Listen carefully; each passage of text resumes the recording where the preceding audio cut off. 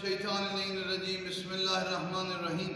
حکومت مہدی میں خاص موضوع کی طرف ہم متوجہ کرتے ہیں۔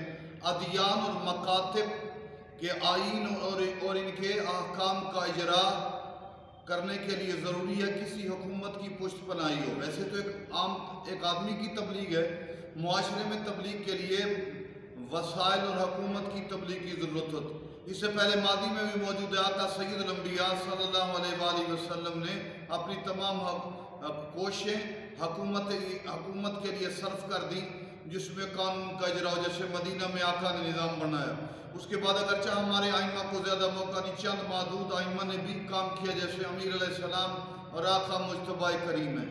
تو اس سے کچھ معاشرے میں زیادہ کام، زیادہ وسعت ظاہری طور پر ہو جاتی ہے۔ اس کے بعد ان آئمہ کے دور میں تو کچھ نہ کچھ کام ہوتا رہا۔ اس کے بعد سخت ترین بدترین حالات ہوئے۔ ظالم بادشاہ نہ دین پھیلنے دیتے ہیں، نہ لوگوں میں اسلام کے احکام کا اجرا ہونے دیتے ہیں۔ تو اس وقت ان ظالم بادشاہوں کی حکومت کے بعد اچانک امام زمان علیہ السلام کی حکومت آئے گی۔ حکومت مہدی میں ہم حوالہ دے رہے ہیں، مولا علی علیہ السلام فرماتے ہیں زمین ظلم و استبداد سے پر ہو جائے گی، جہاں تک کہ خوف لوگوں کے اندر، ہر آدمی خوف زدہ ہوگا، اور متقی اور پرہیزگار ترین لوگ ظلم کے شکنجے میں ہوں گے۔ اور باقر علیہ السلام فرماتے خوف اور دہشت کے اس دور میں امام زمانہ ظہور کریں۔